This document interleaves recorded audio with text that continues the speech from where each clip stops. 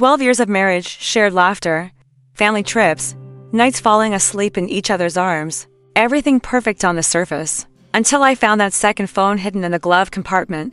Messages that turned my blood to ice. I could have screamed right then and there. But I took a deep breath and began to watch in absolute silence. That stillness, that choice to watch instead of react, is what this whole story is built on. And behind every story on this channel, there was a real person who sat down, chose every word carefully, and meant every single one. My name is Mara Hollins, 41 years old, born in late November. The kind of birthday that always gets swallowed by the holidays. I grew up in a small town outside of Hartford, Connecticut. The sort of place where everyone waves from their driveways and nobody locks their back doors. Until well after dark. I was the kind of girl who kept a journal, who memorized the smell of her grandmother's kitchen, who believed wholeheartedly that loyalty was a language and that if you spoke it faithfully enough, the world would answer you in kind.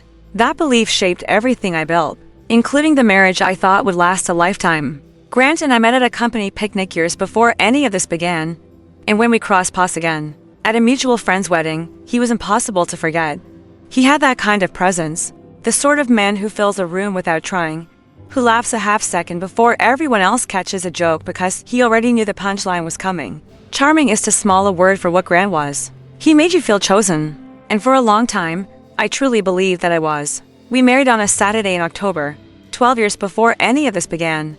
The leaves outside the chapel were burning orange and gold, and I wore my mother's earrings. And Grant cried at the altar, actual tears running right down his jaw. And I thought, this is it. This is the man. We bought a house in Fairfield County 2 years later. A white colonial with black shutters and a yard wide enough for the dog, we kept saying. We get someday. We renovated the kitchen. We hosted dinners. We drove to Vermont every fall to look at the leaves, the same leaves we'd gotten married under. Like a ritual we'd invented just for ourselves from the outside. The life we built together looked exactly like the life I had once imagined. Dinners on the back porch in July, the citronella candles burning low. Neighbors drifting over with wine and easy laughter. Grant coaching a youth soccer team on Saturdays. Shaking hands with other fathers while I passed out orange slices. And watched him be beloved in real time. Christmas cards that people actually kept on their refrigerators. I wasn't naive enough to think we were perfect, no marriage is, and I knew that. But I believed we were honest. I believed that underneath the ordinary friction of two people sharing a life, the foundation was solid. I had built it with my own hands. I had no reason to think it wasn't real. I worked as a project manager for an architectural firm in Stanford, demanding work, detail-oriented. The kind of job where you learn early that the difference between a beautiful outcome and a disaster is almost always in what someone failed to notice. I was good at noticing things. I prided myself on it. I could walk into a meeting and read the room in 30 seconds. I could spot the flaw in a blueprint that 3 other people had already signed off on. I carried that sharpness home with me every evening, set my bag down by the door, and moved through my own house without ever thinking to apply it there. Some instincts, it turns out, we disable on purpose because the alternative is too much to hold. There were moments, over the years, that I filed away without looking at too closely. Grant taking calls in the garage on Sunday mornings. A dinner party where he checked his phone for times in a single hour and then laughed it off. As a work crisis. A weekend trip to Chicago for a conference that ended a day early. He said the final session was canceled, but when I asked him about the keynote speaker later, his answer was just a half beat too slow. Small things. The kind of things you can explain away with no effort at all when you want to believe in a person. And I wanted to believe. God help me, I wanted to. Then came the afternoon in March that split my life into a before and an after. I had borrowed Grant's car to run errands. Mine was at the shop, something minor, a routine thing. And I stopped at the pharmacy on the way home and reached into the glove compartment for the registration because the woman at the counter needed a proof of insurance. My fingers found the folded paper I was looking for, and then they found something else small black. A phone I had never seen before. I sat in that parking lot for a long moment, the registration still in my hand, the pharmacy door swinging open and closed in the cold March wind. I turned the phone over once. Then I turned it on, and everything I thought I knew about my life began to fall apart. One message at a time. And that's when I understood. The most dangerous lies aren't the ones shouted at you. They're the ones that whisper, quietly, in a voice that sounds exactly like the truth. I want you to understand what Grant Hollins looked like to the world because it matters. It matters for everything that comes later.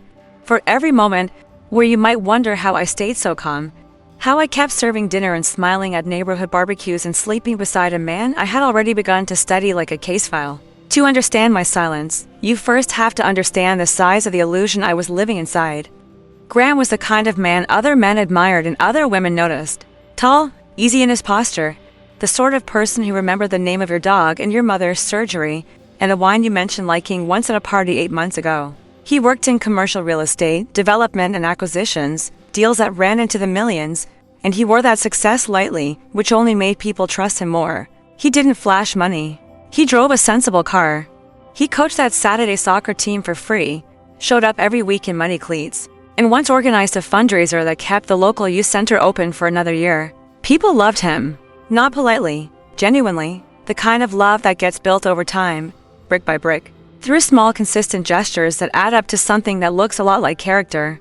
Our neighborhood in Fairfield County was the kind of place where autumn meant apple picking, and winter meant shoveling each other's driveways without being asked. We had lived there for 9 years. We knew the Parkers next door, the Nguyens across the street, the older couple at the end of the block who left tomatoes from their garden on our porch, every August without fail. We were woven into the fabric of that street, and Grant was a thread that everyone seemed to pull toward, the one who remembered birthdays, who organized the block's 4th of July cookout, who gave a toast at the Nguyens' anniversary dinner that made 3 people cry. I was proud of him. For a long time, I was genuinely, uncomplicatedly proud. Ruth Okafor had been my best friend since we were assigned to the same project team at the firm, 11 years earlier. She was sharper than anyone gave her credit for, the kind of woman who listened more than she spoke and, because of that, understood more than most people ever would. She was one of the few people in my life who knew the difference between my real laugh and my polite one, who could tell from across a dinner table when I was managing something internally, rather than actually enjoying myself. Ruth liked Grant well enough. She was never unkind about him. But once, early on in our friendship, she said something I didn't fully understand until much later. He's very good at being liked. Mara, that's a skill. Not the same thing as being good. I laughed it off at the time. I tucked it away with the other small things our daily life had, a rhythm I found genuinely comforting in those years. I woke before Grant and made coffee, dark roast. No sugar, and stood at the kitchen window watching the backyard lighten from gray to gold, while the neighborhood came slowly to life around me. We ate breakfast together most mornings, not elaborate, just toast and eggs or fruit. The newspaper opened between us, easy conversation about nothing in particular. He kissed me on the cheek before leaving for the office. I drove 35 minutes to Stamford. We texted through the day, small things, logistical things, the occasional joke. Dinner at 7. Television after. Bed by 10:30. It was quiet and warm and completely ordinary in the way that only feels beautiful in retrospect, when you understand what was running underneath it the entire time. The first sign I almost let myself see clearly came on a Tuesday evening in early spring, the year before I found the phone. Grant came home later than usual, not dramatically late. Not the kind of late that demands explanation, just 40 minutes past his normal time. He set his bag down, poured himself a drink without offering me one, and stood at the kitchen counter looking at his phone for a long moment, before he realized I was watching him from the hallway. The shift in his face was instantaneous and practiced. The phone disappeared into his pocket. The drink became casual, the smile arrived right on cue. "Long day," he said. And I said, "I can tell." And we ate dinner. And I filed that moment away in the same quiet place where I kept all the others. The second sign came at a dinner party at the Parkers' house that October. Grant was in the middle of a story. He was always in the middle of a story at dinner parties, always a natural center of any gathering. When his phone buzzed against the table, he glanced down, just for a fraction of a second, and something moved across his face. Not guilt, exactly. Recalibration. Like a man briefly stepping out of one room and back into another. He finished the story perfectly. He laughed at the right moment, but his hand stayed flat over the phone for the rest of the evening, and he declined dessert for the first time in the 9 years I had known him, saying he was tired. We left early. He was quiet in the car. I watched the road and said nothing. I was not yet asking questions I was ready to hear the answers to. That is the honest truth of where I was in those months. Standing at the edge of something I could feel but couldn't yet name. Choosing every morning to step back rather than forward. I told myself it was nothing. I told myself that long marriages have seasons, that distance comes and goes, that a man who volunteers his Saturdays and cries at your wedding vows is not a man with something to hide. I told myself these things with great conviction. I told myself these things the way you tell yourself the noise in the basement is just the pipes, but the body knows before the mind is willing. and mine had been quietly keeping score for longer than I realized, cataloging every half second. Pause, every redirected glance, every smile that arrived a beat too late. The week before I found the phone, I woke at 3 in the morning for no reason I could name and lay in the dark, listening to Grant breathe beside me, studying the ceiling, feeling a cold and formless dread that I could not explain and would not yet, allow myself to examine. Have you ever felt something was wrong before you had proof? Drop your answer in the comments and tell me where in the world you're watching from. I have replayed that moment in the pharmacy parking lot more times than I can count.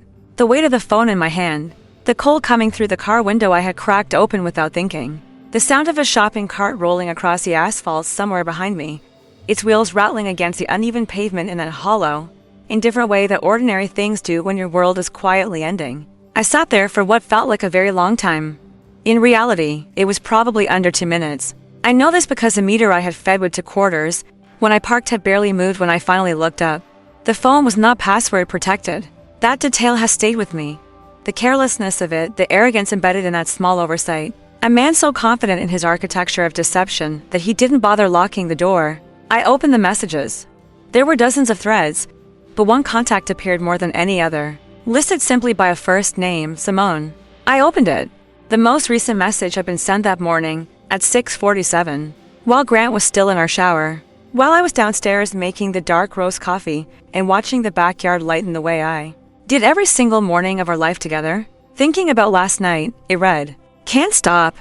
And below that, a photograph I will not describe in detail, except to say that it removed every last shadow of doubt in a single second. I scrolled. I am not sure what I was looking for, confirmation, perhaps, or the hope that context would somehow soften what I was already understanding. It did not. What I found instead was a timeline.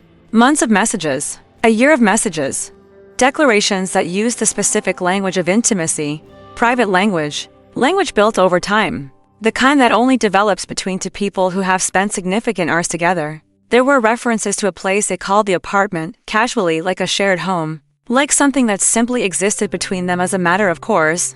There were references to trips to dinners, to a weekend in late September that I now recalled as a conference in Boston, that Grant had attended alone because I had a work deadline I couldn't move. I put the phone down on the passenger seat. I looked through the windshield at the pharmacy entrance, at the automatic doors sliding open and closed, at a woman pushing a stroller through the cold with her head bent against the wind. I breathed. Slowly, deliberately. The way you breathe when you are trying to keep something very large and very heavy from crushing you entirely. My hands were steady. That surprised me. I had always imagined, in the abstract, theoretical way you sometimes imagine terrible things, that a moment like this would make me shake. But I was perfectly, unnervingly still. I swallowed it. Again. I scrolled further back. 6 months. 8 months, a year. The messages did not thin out or turn casual with distance. They grew warmer, more established. The way long relationships do. Simone was not a passing distraction. Simone was a fixture. She referenced things Grant had told her about his work, his clients, his ambitions, things he had also told me, sometimes in the same words. Like a script he ran in parallel. She referenced a conversation they had apparently had about the future. Her word, not mine, the future. As if Grant had been quietly building a second life, with the same methodical patience he had used to build ours. As if I were the one living in the margin. I found 3 photographs on that phone. I looked at all 3. Not out of cruelty to myself. I genuinely don't know why I looked. Perhaps because some part of me needed the full weight of the truth before I decided what to do with it.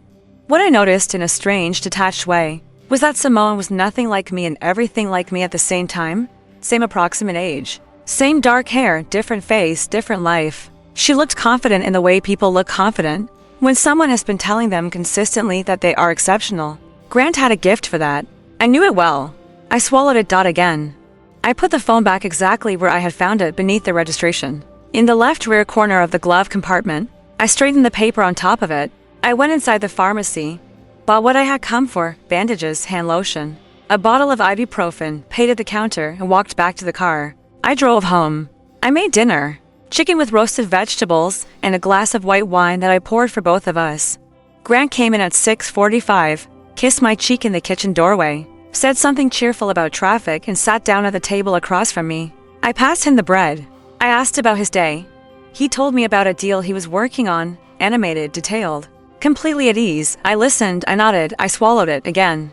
What I did not know yet, what I would spend the following days beginning to uncover, was that the phone and the messages and Simone were only the surface of what Grant had been building in the dark. The apartment was real, a 2-bedroom rental in Westport, leased under a company name that I had never heard of, paid with money that was technically ours.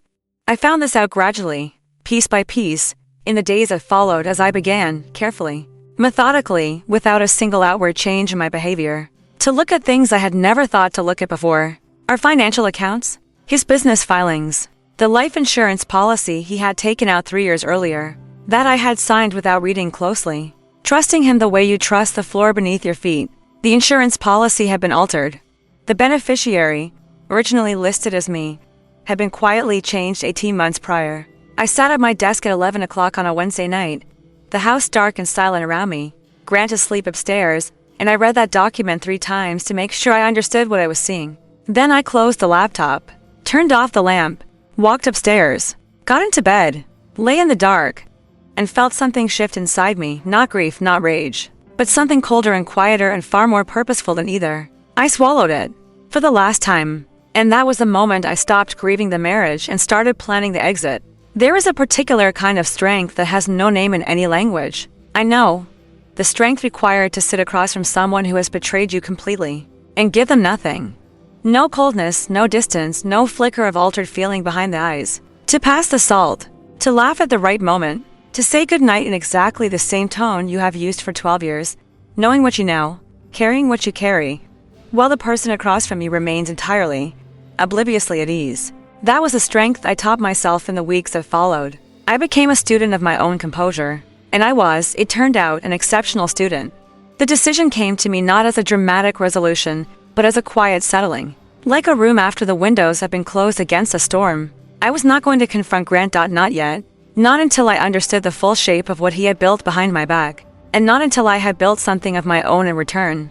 Confrontation, I understood instinctively, would hand him the advantage. He would deny, deflect, minimize. He would use his charm the way he always had, surgically, efficiently, with just enough warmth to make you doubt your own certainty. I had watched him work a room too many times to believe I was immune to that. So I chose the only weapon that charm cannot disarm. Silence. Evidence. Time. I called Ruth on a Thursday afternoon from my office, door closed, voice low. I told her everything in 20 minutes, the phone, the messages, the apartment, the insurance policy. Ruth listened without interrupting, which was characteristic of her. And when I finished, there was a pause of perhaps for seconds before she spoke. She did not say, "Are you sure?" or "Maybe there's an explanation." She said, "Tell me what you need." Those words are ones I will carry with me for the rest of my life. She didn't ask me to be rational or calm or fair. She simply placed herself entirely at my disposal and waited for instructions. That is the rarest kind of friendship. I did not take it lightly. Ruth became my second set of eyes in the weeks that followed. She was methodical by nature and discreet by instinct, to qualities that mattered enormously. Given what we were doing, she helped me photograph documents. She cross-referenced business filings I wouldn't have known to look for. She sat with me at her kitchen table on 3 separate Sunday afternoons. Both of us bent over printed spreadsheets and bank statements, tracing the financial architecture Grant had constructed with the same quiet diligence he had applied to everything else in his life. The hidden assets were not hidden carelessly. There was a company, a small LLC registered in Delaware under a name that meant nothing to me, that had been receiving transfers from Grant's business accounts for at least 3 years. Ruth found it. She circled it in red ink and slid the paper across the table without a word. I hired Sandra Weiss on a Monday morning in April, 6 weeks after finding the phone. Her office was in New Haven, far enough from Fairfield County that I was unlikely to encounter anyone I knew. Sandra was 53, compact in her movements, with reading glasses she wore on a chain and a habit of writing in the margins of documents in a small, precise hand that somehow conveyed absolute authority. She had been a family law attorney for 22 years. Her reputation, which Ruth had researched thoroughly before I made the call, was built on exactly the kind of case I was bringing her. High-asset divorce, hidden finances, a spouse who had underestimated his partner entirely. She listened to my summary without visible reaction. Then she opened a legal pad, clicked her pen, and said, "Start from the beginning. Leave nothing out." Sandra moved with the unhurried efficiency of someone who has never once needed to rush because she was always already ahead. Within 2 weeks of our first meeting, She had identified 3 separate asset concealment strategies Grant had been running. The Delaware LLC, a series of transfers into a joint investment account held under his business partner's name, and a retirement vehicle that had been deliberately underreported in every financial document Grant had shared with me over the years. Each discovery arrived in my inbox as a clean, annotated summary. Sandra's small, precise handwriting translated into equally precise typed notes, flagged and dated and cross-referenced against the documents Ruth and I had already collected. It was, in its way, a beautiful piece of work. Watching someone dismantle your husband's secrets with the calm efficiency of a surgeon is a strange comfort, but it was comfort nonetheless. At home, nothing changed. That was the extraordinary part. I maintained the rhythm of our daily life with a fidelity that I look back on now. With something close to amazement, I made the coffee, I drove to Stamford. I came home and made dinner. I asked about his deals and listened to the answers and laughed when laughing was appropriate and said goodnight in the same voice I had always used. Grant was, if anything, slightly more attentive during this period. Small gestures, a bottle of wine I mentioned liking, a reservation at a restaurant we hadn't visited in years. I accepted each one graciously. I gave him nothing to read in my face. He had no idea that while he was adding small kindnesses to one side of the scale, Sandra Weiss was systematically cataloging everything he stood to lose on the other. There was one evening in May that tested me more than any other. Grant came home in a particularly warm mood. Something had closed well at work, I gathered, and he opened a good bottle of red and put on music we used to listen to when we first moved into the house, and he danced with me in the kitchen, briefly. The way couples do when they are briefly and accidentally happy. I let him lead. I rested my hand on his shoulder. I smiled at the right moment. And somewhere underneath all of it, in the part of me that Sandra and Ruth and the Red Circle spreadsheets now occupied, I stayed completely still. A locked room behind an open door. The filing was ready by the 3rd week of June. Sandra called me on a Tuesday afternoon to confirm. Her voice was measured and even, as always. "Everything is in order," she said. "Whenever you're ready." I sat with that for a moment, the weight of it, the finality, and then I said, "Schedule the meeting." And I went home that evening and made dinner one last time, not out of habit, but out of choice, because I wanted to leave that kitchen on my own terms. The meeting was scheduled for a Thursday morning in late June, at Sandra's office in New Haven. Grant had been told, through his own attorney, a man named Philip Carver who specialized in corporate law and had apparently never handled a contested divorce in his life, that this was a preliminary discussion, a formality.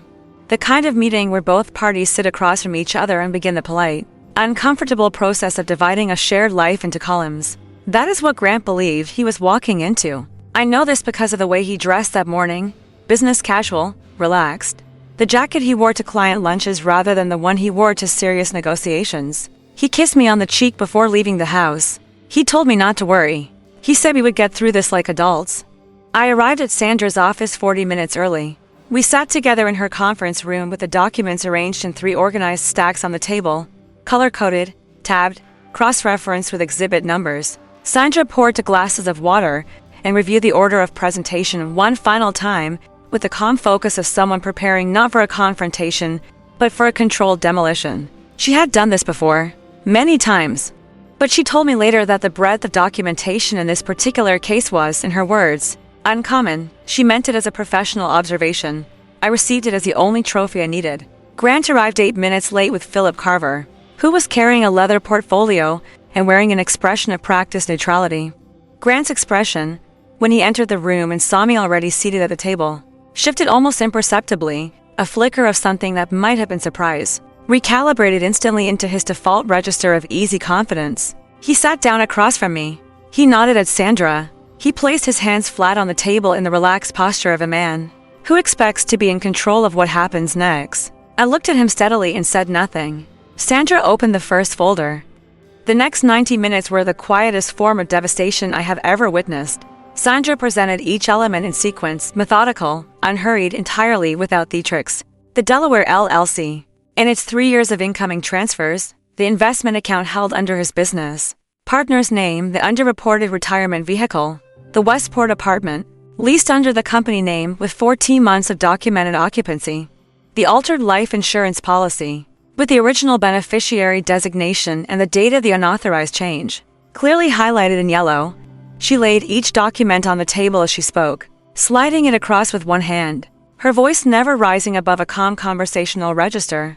Philip Carver stopped writing. Approximately 20 minutes in, he simply stared.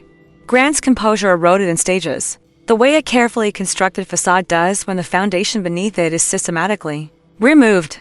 First the hands, they shifted from flat and relaxed to interlaced, then to one fist closed inside the other, then the jaw, which tightened visibly as Sandra moved through the financial exhibits. Then the eyes, which moved from Sandra to me and back to Sandra with increasing urgency, as if searching for the seam in the presentation where he might find an opening. There was no seam. We had made sure of that. By the time Sandra placed the final document on the table, a comprehensive asset disclosure that accounted for every hidden instrument we had identified, accompanied by a proposed settlement that reflected the full marital estate, Grant had not spoken a single word in 41 minutes. When he finally spoke, his voice was measured but stripped of its usual warmth. The charm evacuated. What remained underneath unfamiliar and smaller than I expected. He said my name. Just my name.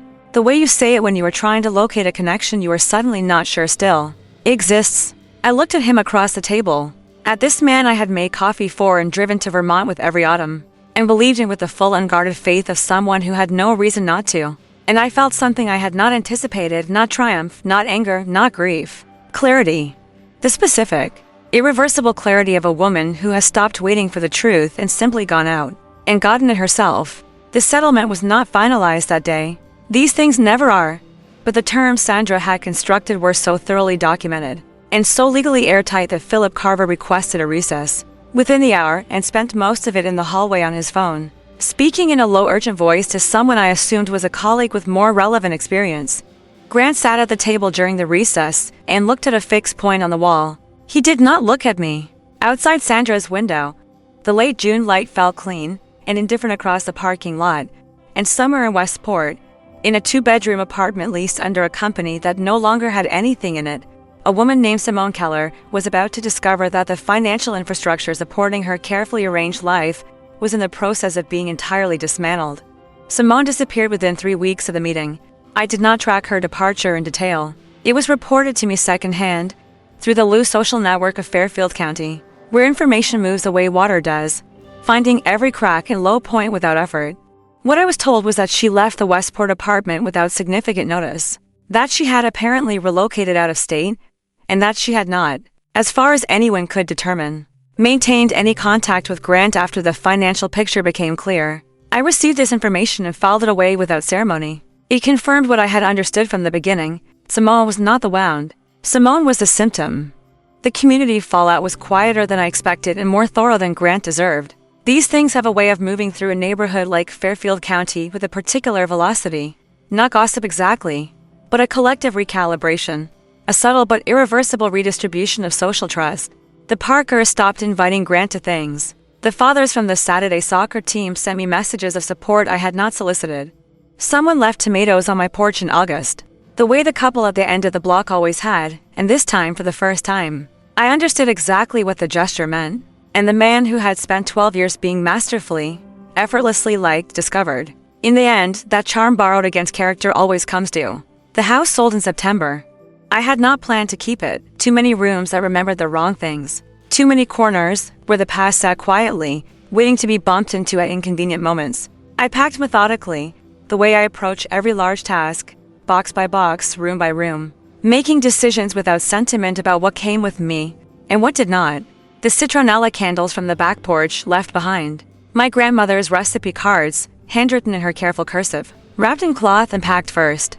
The wedding photograph from the hallway, set face down in a box marked for donation without ceremony, without drama, without a single tear. I had already spent my tears on that marriage. I was not going to spend any more of them on its furniture. I moved into a rental in Westport, not the same building, not the same street, but the same town, which was a choice I made deliberately and without apology. Some people thought it was strange. Ruth understood immediately. "You're not running," she said when I told her exactly, I said. The apartment was on the 3rd floor, with windows that faced east and caught the morning light in a way that felt, from the very first day, like something I had specifically earned. I bought a new coffee maker. I hung my grandmother's recipe cards on the kitchen wall in a row. I got the dog, the one Grant and I had talked about for years and never actually gotten a quiet, serious terrier named Ellis who took to sleeping at the foot of my bed with the settled confidence of an animal who knows exactly where he belongs. The divorce was finalized in November. 2 days before my 42nd birthday, Sandra called me with the confirmation in the early afternoon, her voice carrying its usual composed efficiency, and I thanked her in a way that I hope conveyed even a fraction of what her work had meant. I sat afterward at my kitchen table, my table now, in my apartment, with Ellis asleep on the rug nearby and the east-facing light already going gold, in the late afternoon, and I stayed there for a long time, not thinking about anything in particular, just sitting inside the silence of a life that was finally, entirely my own. It felt extraordinarily ordinary. I mean, that is the highest possible praise.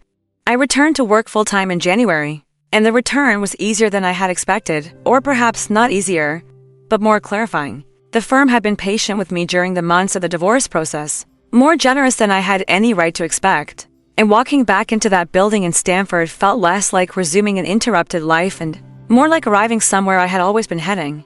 I was better at my job than I had been before.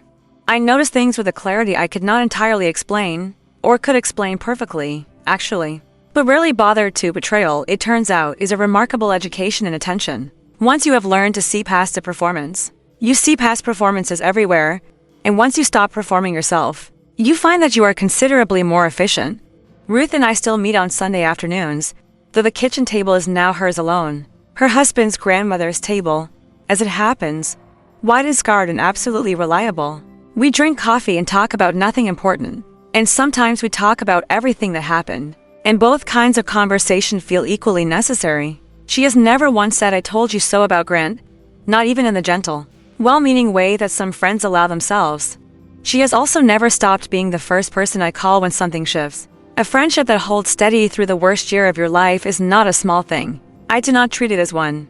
What I understand now, on the other side of all of it, is that I was not weak for believing in Grant. I want to say that clearly, for anyone listening who might be inside their own version of the story, still in the part where the evidence is accumulating and the decision hasn't been made yet. Trusting someone fully, building a life with them in good faith, staying loyal to a version of a person you genuinely believed existed, that is not naivety. That is not failure. That is what love looks like when it is real. And the fact that it was not returned in kind is not a reflection of your judgment. It is a reflection of his character. The distinction matters enormously. I wish someone had said it to me plainly, early on. So I am saying it to you now. Silence, I have learned, is not the same as passivity. There is a version of silence that is surrender, the silence of someone who has stopped believing their own perception, who has swallowed the lie so many times it begins to taste like the truth. And then there is the other kind, the kind I chose. The silence of someone who has seen exactly what is in front of them, has decided what to do about it, and is moving, carefully, deliberately, without announcement, toward the outcome they have already determined. That second kind of silence is not weakness dressed up as patience. It is power dressed up as calm, and it is available to anyone willing to trust themselves enough to use it.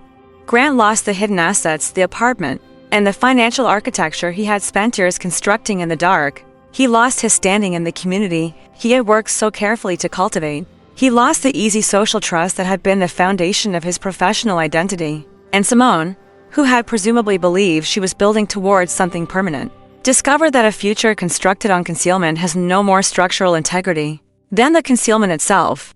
I did not orchestrate any of this with malice. I simply documented what existed and let the truth do what truth does when it is finally given room to operate. I am 42 years old. I wake up in an east-facing apartment with a serious terrier at the foot of my bed and coffee that I make exactly the way I like it and mornings that belong entirely to me. I am not angry. I am not broken. I am not waiting for anything. I am simply, quietly, completely here, and that, after 12 years of performing a life I thought was real, feels like the most extraordinary thing in the world. If this story moves you, comment dignity below and tell me where you're watching from, subscribe and hit the bell. More stories of silent justice are coming.